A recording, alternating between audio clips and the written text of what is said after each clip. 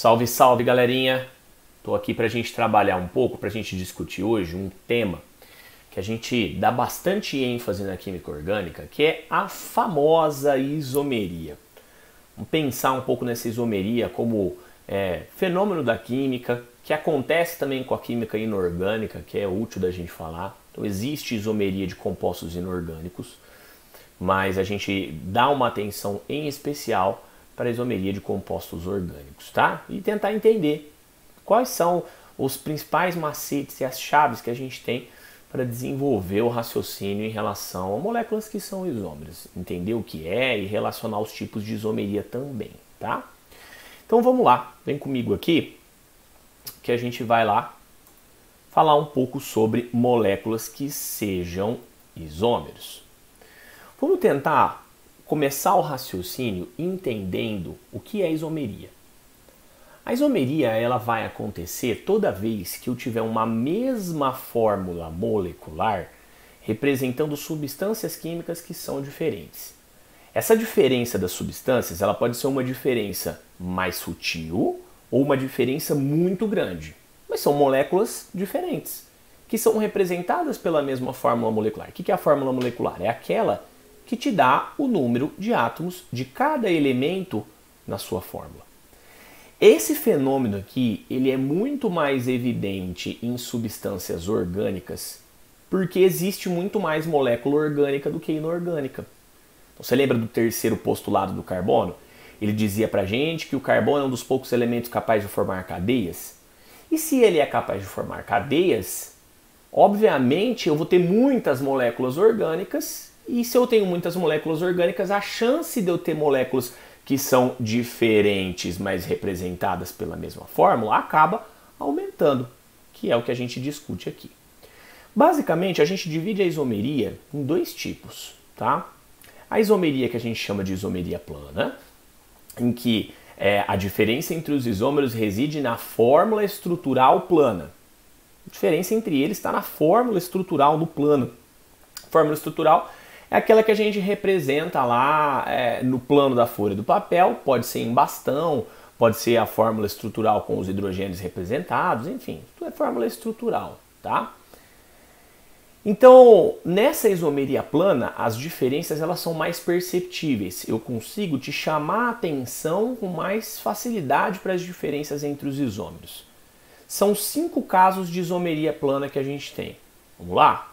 Isomeria de função, isomeria de cadeia, isomeria de posição, isomeria de compensação e tautomeria.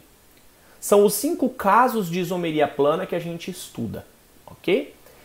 E aí, cabe te falar uma observação aqui também, que é dizer que o nome da isomeria é o que elas têm de diferente. Então, isomeria de função, fórmula molecular igual, função diferente. Isomeria de cadeia, fórmula molecular igual, cadeia diferente. Isomeria de posição, fórmula molecular igual, posição diferente. Posição. Posição de quê, né? De insaturação, de grupo funcional ou de ramificação, tá? A isomeria de compensação e a tautomeria, elas são isomerias que elas são casos especiais das 3 primeiras, que eu vou te mostrar aqui agora nos próximos slides. Então vem comigo aqui, ó. Além da isomeria plana, eu tenho a isomeria espacial, que eu vou citar aqui agora, mas a gente não vai estudar ela a fundo. A isomeria espacial, a diferença entre os isômeros está na posição relativa de alguns átomos ou grupos de átomos no espaço. Posição relativa dos átomos. Então aqui fica um pouco mais difícil de eu observar às vezes as diferenças, porque eu vou ter que tentar visualizar a molécula no espaço. Qual é a geometria dessa molécula, a disposição das ligações no espaço, né? É tudo isso que eu vou ter que tentar observar. E existem 2 tipos de isomeria, que são a isomeria geométrica, ou cis-trans, e a isomeria ótica, que a gente vai estudar mais pra frente, tá? Isomeria geométrica e isomeria ótica, os 2 casos de isomeria espacial. Hoje, a gente vai ficar preso aqui nesse primeiro caso, que são as isomerias planas. Vem comigo então. Na isomeria plana, o primeiro caso de isomeria plana que a gente estuda é a isomeria de função, em que a fórmula molecular é igual e a função é diferente. Olha para essa molécula que eu coloquei aqui. Você vai perceber que por causa desta hidroxila, essa molécula pertence à classe dos álcoois. Ela é um álcool de 2 carbonos. Olha para essa molécula vizinha aqui. Essa molécula tem um oxigênio de heteroátomo entre 2 carbonos, o que configura essa estrutura aqui como sendo pertencente à função éter. Atente para o fato de que as duas são representadas pela fórmula C2H6O. Então a fórmula molecular é igual e a função é diferente. Um é álcool e o outro é éter. Aqui, ó, dá para eu citar para vocês algumas diferenças entre elas. Esse álcool, por ter hidroxila, ele faz ligação de hidrogênio. O éter já não faz. Quem faz ligação de hidrogênio tem ponto de ebulição e fusão maior. Quem é éter, não faz ligação de hidrogênio, faz dipolo permanente, tem ponto de fusão e ebulição menor. Então, só para te citar uma diferença, tem outras diferenças que eu poderia ter representado aqui, eu poderia te dizer, mas a gente vai entendendo essas diferenças conforme for andando no conteúdo. Além desse caso, olha aqui, eu peguei essa molécula que pertence à classe dos aldeídos. Ó, ela é um aldeído, C-OH, não se esqueça. E aí eu peguei essa molécula aqui, ó, que é da classe das cetonas. Tem um C-O ligado entre 2 carbonos, como carbono secundário, não é isso? Olha para a fórmula das duas. Confere sempre no seu exercício se as fórmulas moleculares são iguais. Porque se as fórmulas moleculares não forem iguais, as moléculas não são isômeras. Essa é a condição primordial para eu ter isomeria. Que esse número aqui seja o mesmo. E se ele não for, elas não são isômeras, tá? Então, mesma fórmula molecular, um aldeído e o outro cetona. Olha para este último caso que eu coloquei aqui. Essa molécula ela pertence à classe dos ácidos carboxílicos, certo? Por quê? Por causa do C-OH, a carboxila do ácido carboxílico. E essa daqui, ó, ela é um éster, C-OOCH3. Então, a fórmula molecular dos dois é C3H6O2. Só que um é ácido e o outro é éster. Então é mais um caso de isomeria de função. Aí, cabe eu te dar uma dicasinha. Para isomeria de função, em geral, não é uma regra, álcool é isômero de éter. Aldeído é isômero de cetona. Ácido carboxílico, isômero de éster. Isso não é uma regra. Se eu pegar uma molécula de função mista com vários grupos funcionais, talvez eu possa ter casos diferentes de isomeria. Uma molécula que não é um álcool e que também seja isômero de um éter, tá? Mas, em geral, álcool para éter, aldeído para cetona, ácido carboxílico para éster. Guarda esses parzinhos aqui porque te auxilia às vezes a achar os isômeros de função, ok? Certo. Vamos continuar então.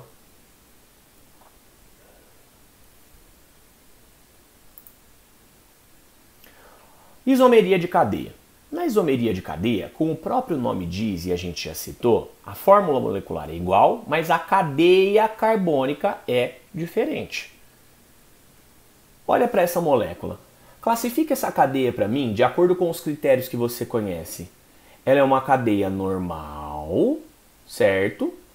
Enquanto essa daqui é uma cadeia que tem um carbono terciário aqui, tá vendo? Então ela é uma cadeia ramificada. Consequentemente, as duas também são representadas pela mesma forma. Então, as duas são C4H10, mas uma cadeia normal e a outra é ramificada. São dois hidrocarbonetos de cadeias distintas. Tem diferença uma ser normal e ser ramificada? Tem bastante diferença. Importante você ter isso na sua cabeça, tá? Mesma fórmula molecular, cadeias diferentes. Quer outro exemplo? Olha aqui. Olha para essa cadeia. Na classificação, essa cadeia é uma cadeia que é insaturada por conta desta dupla e ela é uma cadeia aberta, porque não tem nenhum ciclo. Ao passo que essa daqui é uma cadeia que, primeiro, já é fechada, tem um ciclo de 5 carbonos aqui, e ela é uma cadeia saturada também. Conta, acha as duas formulazinhas, você vai ver que as duas são C5H10.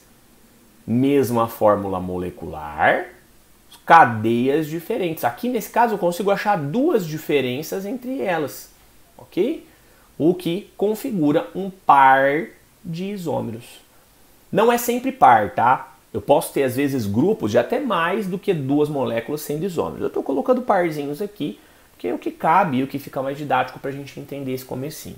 Mas eu posso fazer mais isômeros desde que minha fórmula molecular permita, ok?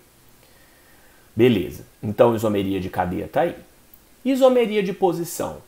A isomeria de posição, na isomeria de posição você vai ter que ter mesmo a fórmula molecular, como a gente discutiu, e diferentes posições da insaturação, da ramificação ou do grupo funcional. Que era tudo que a gente tinha que dar posição no nome, lembra disso? Então olha para essa molécula, ela é um álcool, não é isso? Olha a posição em que está esse grupo funcional, ele está no carbono o quê? No carbono 1.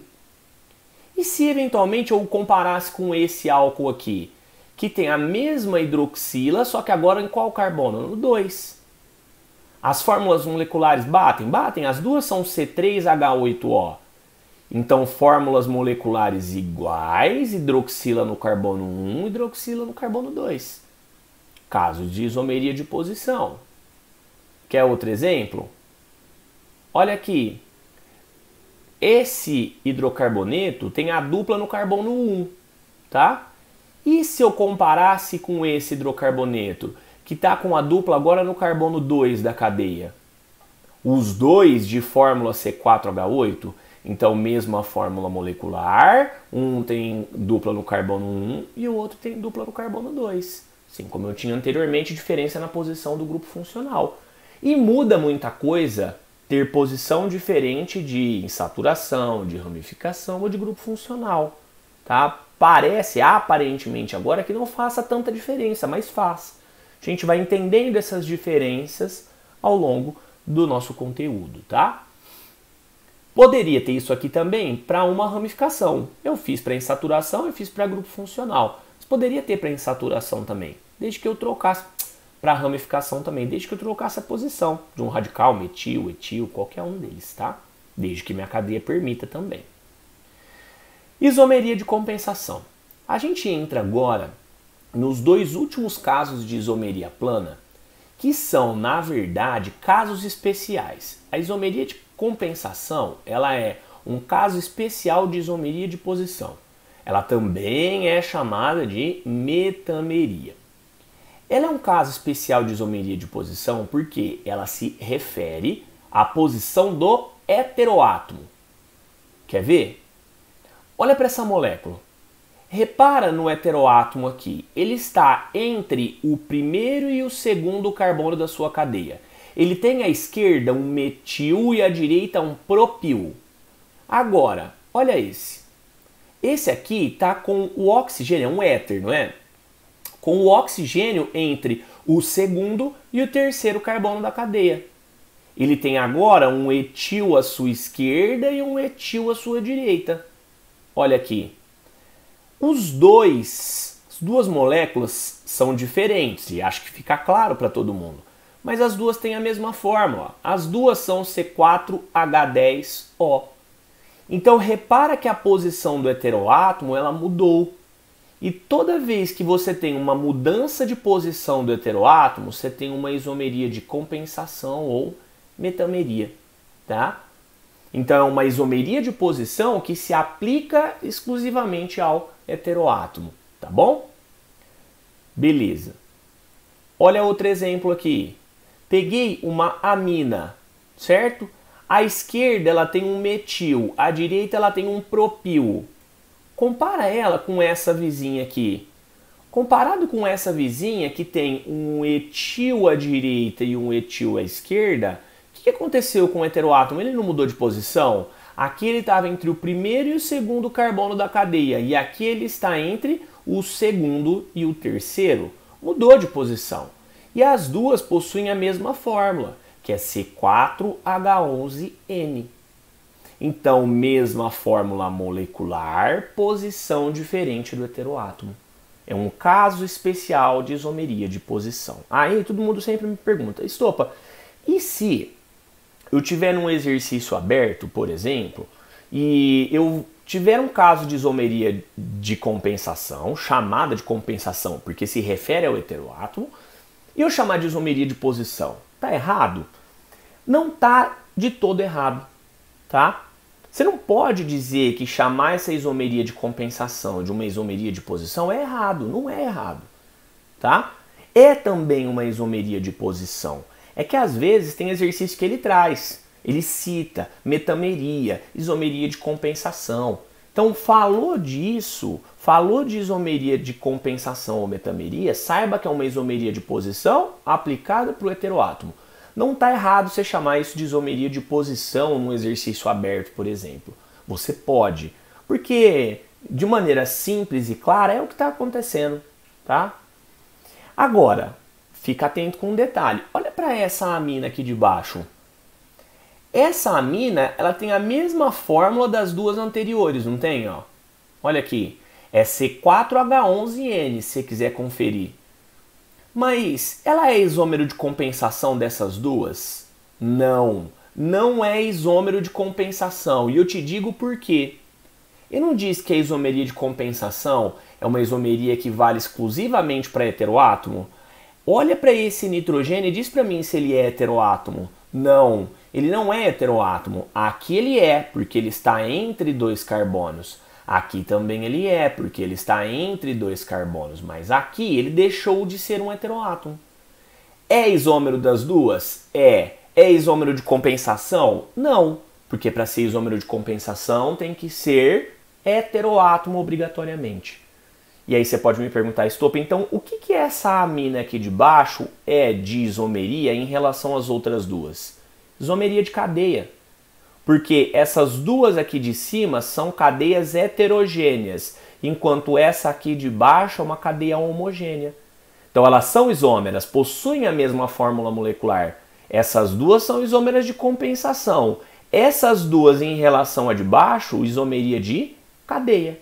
Tá bom? Então toma cuidado que tem que continuar sendo isomeria, tem que continuar sendo heteroátomo. Se não for heteroátomo, não é mais isômero de compensação. E eu te trago o último tipo de isomeria plana que a gente vai falar, que é a chamada tautomeria ou isomerismo dinâmico. Te digo o porquê. A tautomeria ela é um caso especial de isomeria de função. Por quê? Ela acontece com uma função que é chamada enol. Você lembra o que é um enol? O enol é isso aqui. O enol acontece toda vez que eu tenho uma hidroxila ligada num carbono de dupla ligação. Apareceu hidroxila ligada num carbono de dupla, você tem um enol. Quando a gente está explicando sobre os enóis, na verdade, a gente fala que o enol é uma função muito instável. E o enol é realmente uma função muito instável. Os enóis, de uma maneira geral, são funções ou moléculas muito instáveis. Por quê? Porque este enol aqui, por exemplo, ele tem uma forte tendência, num equilíbrio químico, de se converter nesse cara aqui. Repara que mudou de função, não mudou? Virou um aldeído. Por isso que eu digo que é um caso especial de isomeria de função. Porque eu tenho o enol se convertendo em um aldeído, tá? Isso acontece num equilíbrio. Acontece num equilíbrio químico. E se é um equilíbrio químico, tá? Tem constante de equilíbrio, as velocidades de conversão se igualam, então a velocidade de conversão de um no outro é igual, a direta e da inversa, tá? Por isso que eu chamo de isomerismo dinâmico, porque o equilíbrio é dinâmico, tá? Então o enol se converte em aldeído e o aldeído em enol. Neste equilíbrio existe muito mais do aldeído do que do enol. Então mais de 90% aqui é aldeído e a menor parte é enol, tá? Essas duas moléculas são representadas pela mesma fórmula, fica atento, ó, C2H4O. As duas possuem a mesma fórmula, só que tem enol se convertendo em aldeído, aldeído se convertendo em enol. Por isso é um caso especial de isomeria de função. Ah, Estopa, só acontece com o enol então? Só vai acontecer com o enol, tá bom? Com enol e aldeído, obviamente, ou com enol e a outra molécula que a gente vai citar aqui agora. Como o meu enol está sendo convertido em aldeído e o aldeído em enol, Eu chamo isso aqui de tautomerismo aldoenólico, porque é de aldeído para enol e de enol para aldeído, tá? Mas olha para esse enol aqui. Olha para esse enol que também tem a hidroxila ligada neste carbono de dupla. Ah, então isso continua sendo enol? Continua. É um enol de cadeia um pouco maiorzinha. Esse enol ele pode tautomerizar com esta molécula aqui. Fazer a dupla com o oxigênio e o hidrogênio pular para a ponta. Essa molécula aqui é uma acetona. Então este enol com essa estrutura está se convertendo em cetona. Num tautomerismo também. E repara que os dois têm a mesma fórmula. Então, enol para cetona, cetona para enol. É um equilíbrio também? É. Tem constante de equilíbrio? Tem. Tem velocidade da direta igual à da inversa? Tem. Tudo que se aplica um equilíbrio. Mas nesse equilíbrio, quem predomina? Mais uma vez a cetona, igual era o aldeído que predominava. Então, neste equilíbrio, tem mais de 90% de cetona e uma pequena partezinha aí de enol, predominando sempre essa função da direita. Como eu estou convertendo de enol para acetona e de cetona para enol, eu chamo esse tautomerismo de tautomerismo cetoenólico, tá? Porque é de cetona para enol e de enol para cetona. Sempre feito dessa forma, um caso especial de isomeria de função. Aqui, ó, para a gente amarrar então. O seu enol, ele vai ser convertido em aldeído quando esta hidroxila estiver ligada em um carbono primário, como esse aqui. Classifica esse carbono aqui, ele não é primário? Se a hidroxila, anota aí, se a hidroxila do enol estiver ligada em um carbono primário, ele vira aldeído.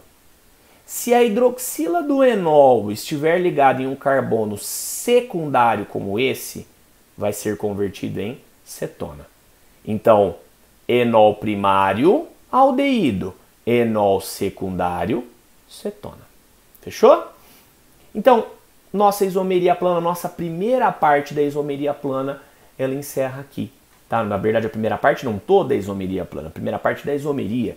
Falta de falar um pouco sobre isomeria geométrica e um pouco sobre isomeria ótica. Mas o comecinho já está feito, o gatilho já está feito. Já dá para a gente entender alguns aspectos disso daí, ok? E com isso a gente encerra por aqui e eu volto uma próxima para a gente continuar a falar dessas nossas isomerias. Tá certo, pessoal? Um abraço para todos e até a próxima.